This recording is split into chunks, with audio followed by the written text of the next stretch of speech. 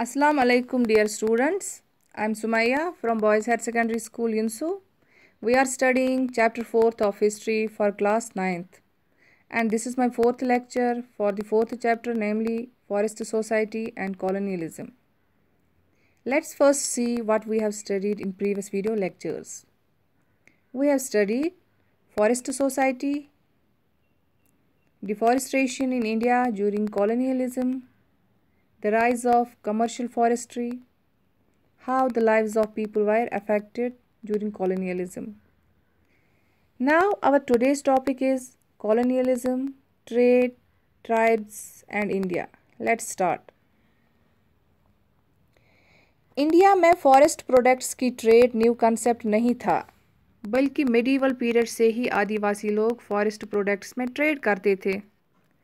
Forest people बहुत सारे products की ट्रेड करते थे बिफोर कॉलोनियलिज्म, लाइक हाइड्स मतलब skin of an animal, horn, seeing, silk cocoons, silk worm से जो कोकून्स मिलते हैं उन्हें सिल्क कोकून्स कहते हैं, इससे सिल्क बनती है। आइवरी मतलब हाथी के दांत, बैम्बो आपको पता ही है, इसकी लकड़ी से बहुत सारे प्रोडक्ट्स बना लिए जाते हैं, लाइक लेडर, बास्केट्स, ये हमने पिछले टॉपिक में भी पढ़ा। स्पाइसेस, मसाले, गम्स, गोंद, ये सब प्रोडक्ट्स इनको फॉरेस्ट से मिलते थे और ये ट्राइबल पीपल, फॉरेस्ट पीपल इनकी ट्रेड करते थे बिफोर कॉलोनियलिज्म। इन सारी चीज़ों की ट्रेड की जाती थी बाय ट्राइबल कम्युनिटीज़। अलग अलग जगहों पे या एक गांव से दूसरे गांव ये ट्रेड की जाती थी बाय दीज ट्राइबल पीपल। तो फॉरेस्ट ट्रेड न्यू कंसेप्ट नहीं था इंडिया में, बल्कि ये तो मेडिवल पीरियड से ही चल रहा था। ब्रिटिशर्स के इंडिया में आने से पहले ट्रेड पे जो है वो फॉरेस्ट सोसाइटी पे उनको कोई कंट्रोल नहीं था, they were free.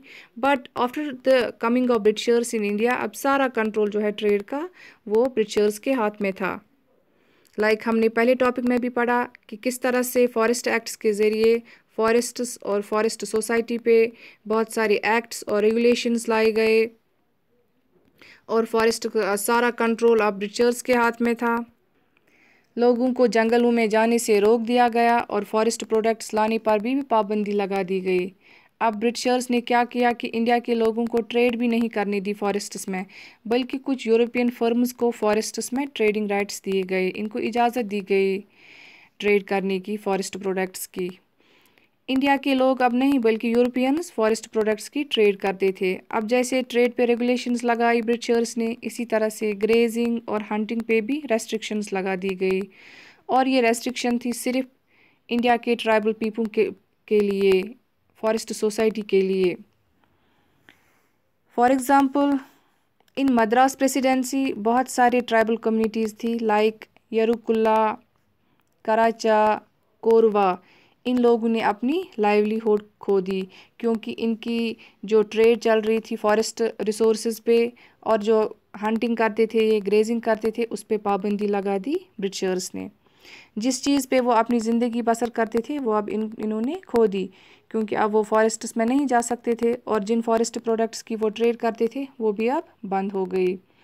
In tribal communities को नाम दिया गया क्रिमिनल ट्राइब्स क्योंकि ये लोग रेस्ट्रिक्शंस के बावजूद कभी कभी चोरी छुपे जंगलों में जाते थे फॉरेस्ट प्रोडक्ट्स हासिल करने के लिए और हंटिंग करने के लिए, इसीलिए ब्रिटिशर्स ने इन्हें नाम दिया क्रिमिनल ट्राइब्स का। इन फॉरेस्ट लोगों को जंगलों से निकाला गया और ज़बरदस्ती फैक्ट्रीज़, माइंस और प्लांटेशंस में काम करवाया जाता था under the supervision of Britishers. British government इन्हें ले जाती थी एज लेबरर्स और काम करवाती थी इन फैक्ट्रीज़ और माइंस में। अब इन लोगों को जॉब तो मिल गई मगर वहाँ पे इन्हें बहुत सारी मुश्किलों का सामना करना पड़ता था, जैसे कि इन्हें बहुत कम पैसे दिए जाते थे और बहुत बुरी कंडीशन में काम करवाते थे। इनको घर भी नहीं जाने देते थे, बहुत टाइम तक ये लोग अपने घर ही नहीं जा पाते थे। लोगों पर बहुत सारी रेस्ट्रिक्शंस लगा दी गई इन प्लांटेशंस, फैक्ट्रीज़ और माइंस में। For example forest people from Assam, both men and women, like Santhals, Oruns from Jharkhand, Gondas from Chhattisgarh, all of these were recruited to work on tea plantations. तो हमने देखा कि कैसे tribal communities ने suffer किया during colonialism, कैसे new employment मिलने के बावजूद इनकी मुश्किलें बढ़ गई because they were paid less wage and their working condition was not good. Now we will see rebellion in forests, how these tribal communities rebelled against the British laws.